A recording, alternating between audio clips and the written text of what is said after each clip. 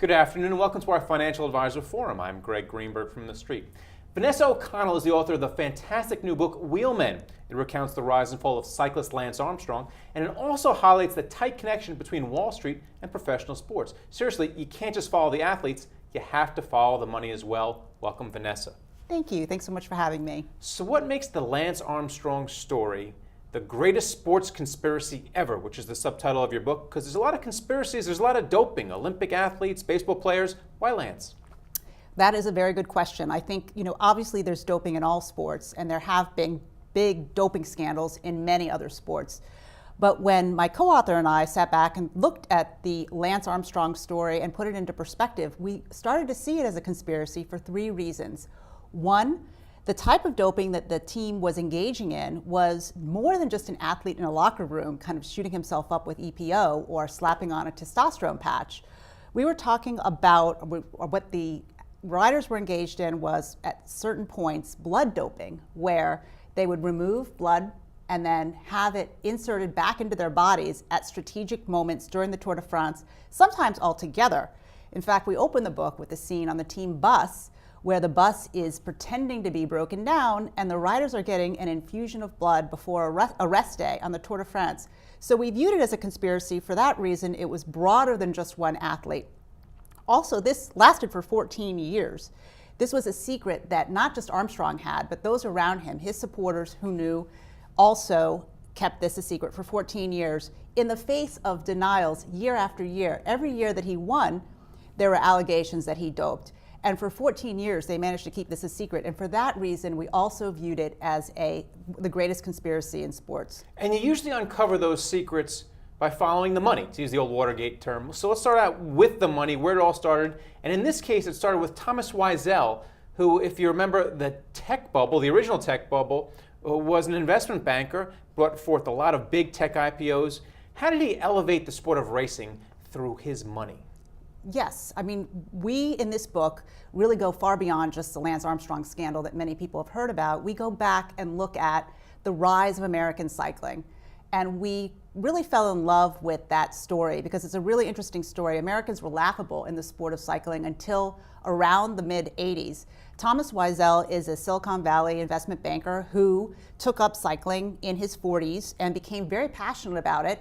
And he hired this coach, Eddie B., who was in the United States from Poland and who taught Americans sort of the team tactics of cycling, told a lot of the American riders they were way too fat, had to slim down.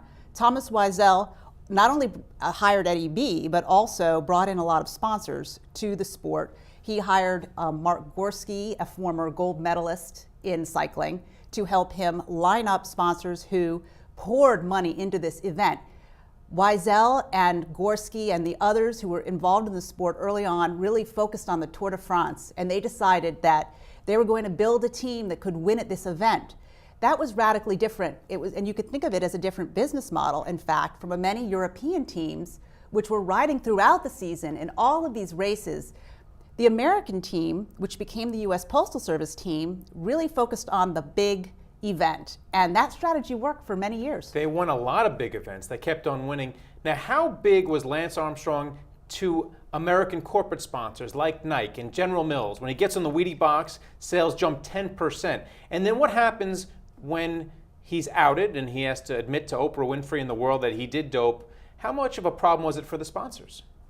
Well, this is another reason we view this as the greatest conspiracy in the history of sports, is that Armstrong really, surpassed and transcended the world of just athletics and competition on a bike. He had a building in the Nike compound named after him. He had a building in the Nike compound named after him. He started a foundation, which, of course, had a lot of money coming in from Armstrong's sponsors. He, at one point, when he was retired from cycling, people were even talking about him as a possible candidate for governor of Texas. So he really surpassed that celebrity athlete and became sort of an icon to many people in the public. So, essentially, the money flowed in from the time he started winning that 1999 Tour de France. He went on to have a record-breaking 7 wins in a sport that Americans really were laughable in previously. It was too good a story for corporate America. They threw money at him. Subaru, Coca-Cola, Bristol-Myers Squibb, Trek, Nike, I mean, the list And goes then on. all the money went away. They yanked it all back. What's Lance Armstrong worth now? Because we've seen some athletes have a big problem. Some athletes get busted for doping, whether it's David Ortiz or Alex Rodriguez or Jason Giambi, and their careers go on. Some of them are forgiven, and some of them they just keep playing. You see that a lot in Major League Baseball. What's Lance Armstrong worth now? That is a really tough question to answer because people can do various things with their assets. It's really hard for a third party to kind of get an accurate tally. He has homes in Aspen and Austin and in Hawaii. He has sold his jet. You know, he's scaled back for sure. There's and I'm no not just doubt. talking about his monetary assets. What's his name worth? You know, will he be able to come back, maybe not ride again, but start a business? Or is his name just mud?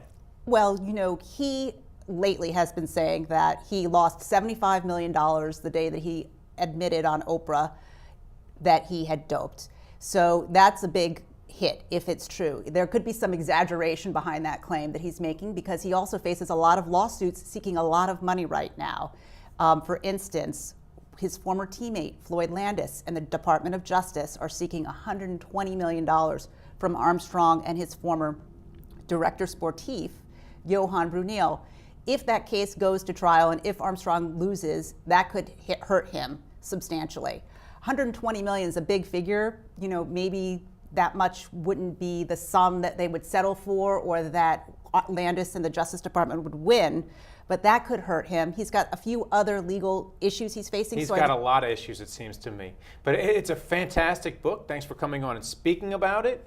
The money came, seems like the money went. Thanks for writing about it, Vanessa O'Connell. And thank you for watching the Streets Financial Advisor Forum from New York. I'm Greg Greenberg.